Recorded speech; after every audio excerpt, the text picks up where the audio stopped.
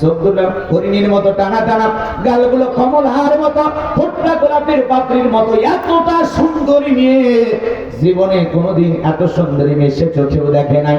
অবাক হয়ে গেল, আহারে এত সুন্দরী মেয়ে বিয়ে যদি করি, বউ তো ঘরে এমনি বউ থাকা দরকার। সে সময় বিশ্ব সুন্দরী বললে ভুল হবে না। ওই সুন্দরী মেয়েটাকে দেখে যখন লুকমানে হাকিমের ছেলের পছন্দ হয়ে গেল, সবাই ডেকে বলে, বাবা বিয়ে যেহেতু দিব, মেয়ের একটা দোষ আছে, গোপন করে লাভ নাই। কথা বোঝেন নাই মনে হয়। দেখবেন এলাকায় যখন কেউ বিয়ে করতে আসে, মেয়ের পক্ষে লোকজন তারা কিছু বলবে না। গ্রামের আশেপাশে লোকজন থাকলে ওরা বলে ছেলেটাকে ভাঙি দেয়, মেয়ে ভালো না, প্রেম করে 7 দিন আগে কক্সবাজার থেকে এসেছে। এরকম আছে না? নাই। এইবার সবাই ডেকে বলতেছে, বাবা শোনো, একটা কঠিন কথা বলে দিয়ে যায়। এই মেয়েটার 1 নয় 2 নয়, এর আগেও 10 বার বিয়ে হয়েছে। কয়বার? 10 বার বিয়ে হয়েছে। একটা ছেলেও বাসর ঘর থেকে জীবিত বের হয় নাই। তুমি 11 নম্বর। এখন চিন্তা করো মেয়েটাকে বিবাহ করবা কিনা। বাবা বাজান আমার টেনশনের বিষয়, চিন্তার বিষয়। লুকমানে হাকিমের ছেলে মেয়েটাকে দেখে পছন্দ করলো, কিন্তু মেয়েটার এর আগে 10 বার বিয়ে হয়েছে। 10টা স্বামী বাসর করে কেন মারা গেল? একটা স্বামীও কেন জীবিত বের হলো না? এইবার লুকমানে হাকিমের ছেলে বিয়ে করতে চায়। পুরো ঘটনাটা যদি বলতে চায়, আপনারা কি শুনবেন? কারা কারা শুনবেন? 2 হাত তুলে আল্লাহকে একবার দেখান। লিল্লাহি তাকবীর। আপনামান বাজান গো আমার। লুকমানে হাকিম তার কলিজার টুকরা সন্তানদেরকে বলতেছেন, ইয়া বুনাইয়া লা তুশরিক বিল্লাহ।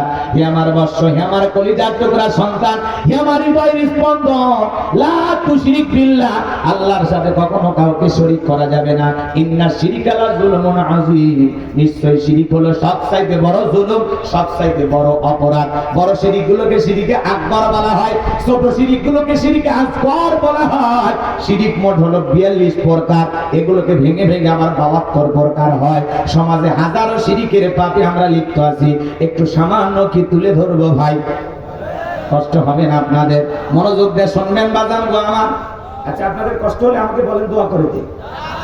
চাচা উঠে কই যাচ্ছেন? চাচি কি মিস কল দিছে? একটা বাজেনি তো?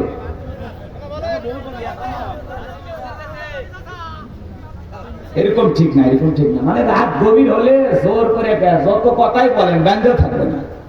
12:30 বাজে গেছে, বুঝলেন না? আর আধা ঘন্টা আছে, তো একটু শোনেন আমার কথা, শোনেন ভালো করে বুঝবেন। সমাজে শিরিক আছে না না? আছে না না? মাজান গো আমার, মাজারে সিজদা দেওয়া কি শিরিক? জোরে বলেন কি?